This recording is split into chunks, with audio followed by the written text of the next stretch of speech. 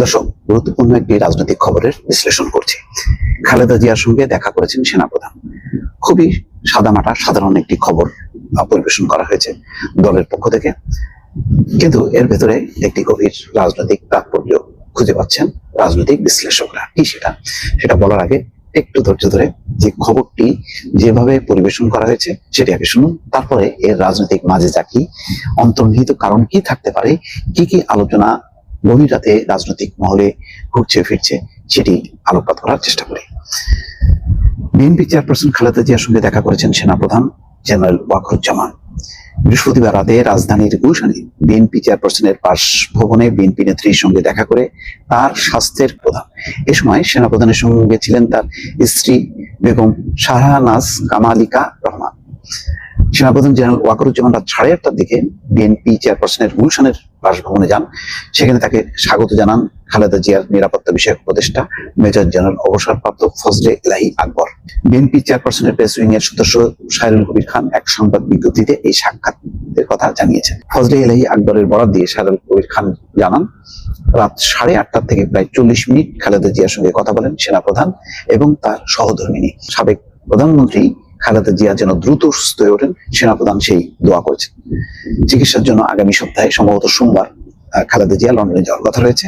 তবে দিনক্ষণ এখন চূড়ান্ত হয়নি বলে জানান তার ব্যক্তিগত চিকিৎসক এবং বিএনপির স্থায়ী কমিটির সদস্য এজেডএম জাহিদ হোসেন। কিন্তু কোনো গণমাধ্যম লিখেছে যে সোমবার তার যাওয়ার কথা। আওয়ামী লীগ সরকার আমলে 2018 সালের 8 ফেব্রুয়ারি থেকে দুর্নীতির 2 মামলায় খালেদা জিয়াকে দণ্ড দেওয়া হয়। তখন 2 বছরের বেশি সময় তিনি কারাবন্দী ছিলেন। 2020 সালের 25 মার্চ আওয়ামী লীগ সরকার নির্বাহী আদেশে খালেদা জিয়ার সাজা স্থগিত করে শর্ত সাপেক্ষে মুক্তি দেয়। এরপর 6 মাস পর আবেদনের প্রেক্ষিতে তার সাজা স্থগিত করে মুক্তির মেয়াদ বাড়াচ্ছিল তৎকালীন সরকার। অসুস্থ খালেদা জিয়াকে বহুবার হাসপাতালে ভর্তি করা হয়েছে। দিনের পর দিন তাকে হাসপাতালে কাটাতে হয়েছে। আওয়ামী লীগ সরকার তাকে বিদেশে যাওয়ার অনুমতি দেয়নি। পরে দেশি বিদেশি চিকিৎসকদের তত্ত্বাবধানে তার অস্ত্রোপচার দেশেই করা হয়। ছাত্র জনতার অভ্যুত্থানে গত 5 আগস্ট আওয়ামী লীগ সরকারের পতনের পরদিন 6 আগস্ট খালেদা জিয়াকে নির্বাহী আদেশে মুক্তি দেওয়া হয়। 79 বছর বয়সী খালেদা জিয়া আর্থারাইটিস, হৃদরোগ, ফুসফুস, লিভার, কিডনি, ডায়াবেটিস সহ বিভিন্ন জটিলতায় ভুগছেন। দর্শক, এই হচ্ছে সিম্পল খবর। এখন কথা হলো সেনাপ্রধান দেখা করেছেন। এটি সাধারণভাবে যদি বর্ণনা করেন যে বেগম খালেদা জিয়া তিনি শহীদ প্রেসিডেন্ট জিয়াউর রহমানের স্ত্রী, বিধবা স্ত্রী, সুতরাং সেনা বাহিনীর সঙ্গে বেগম খালেদা জিয়ার একটা সম্পৃক্ততা আছে। তিনি ওয়াকারুজ্জামান যেই বাহিনীর তিনি প্রধান, সেই বাহিনীরই প্রধান ছিলেন মরহুম জিয়াউর রহমান।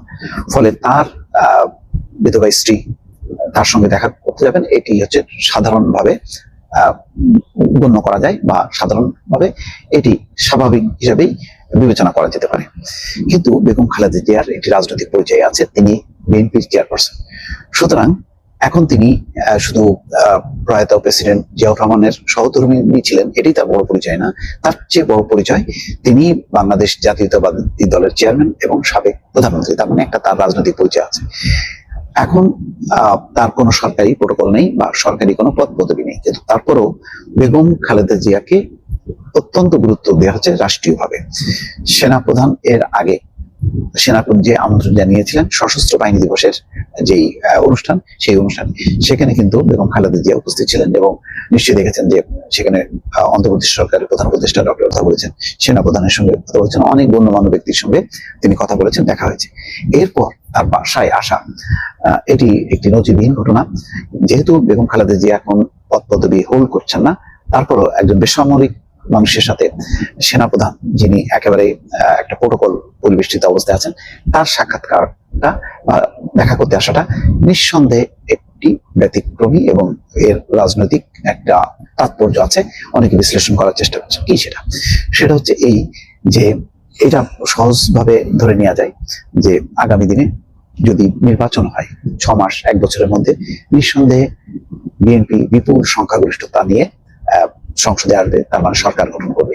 সেই সরকারের হয়তো প্রথম পর্যায়ে বেগম খালেদা জিয়া প্রধানমন্ত্রী হতে পারেন।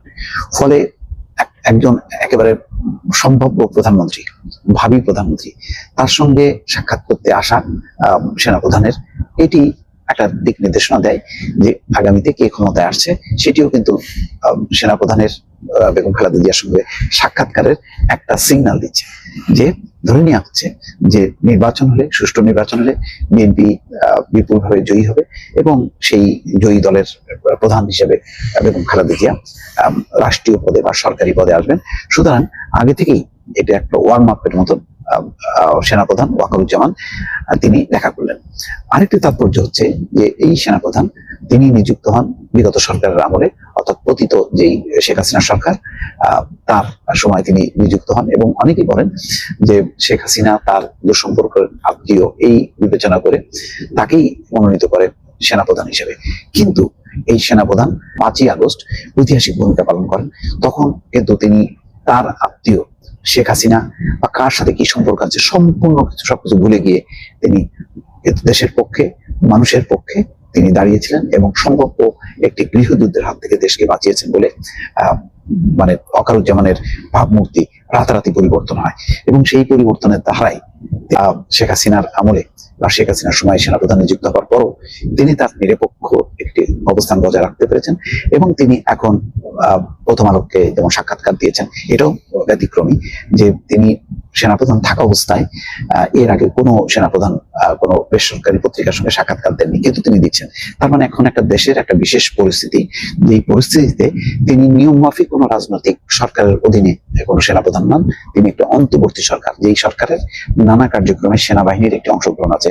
সুতরাং সেনাপ্রধানকে প্রচলিত ভাবে আর যে তিনি একেবারে প্রোটোকলের মধ্যে থাকবেন, এর বাইরে কিছুই করতে পারবেন না, এটা নিশ্চয়ই এখন বিবেচনা করা যায় না। বিশেষ করে 5ই আগস্ট রাজনৈতিক পট পরিবর্তনের পর সেনাপ্রধানও রাষ্ট্রের সরকারের একটা অংশ, সেই হিসেবে অন্যরা যেভাবে অ্যাক্ট করছেন তিনি সেভাবে অ্যাক্ট করছেন। তাই তিনি সংবাদপত্রে যেমন সাক্ষাৎকার দিচ্ছেন, তেমনি বেগম খালেদা জিয়ার সঙ্গেও সাক্ষাৎ করলেন, তার সুস্থতা কামনা করেছেন এবং একই সঙ্গে একটি রাজনৈতিক দিক নির্দেশনা বা আগামীতে কি হতে যাচ্ছে সেটাও কিন্তু সেনাপ্রধানের এই সাক্ষাতের মধ্য দিয়ে পরিষ্কার হলো। দর্শক।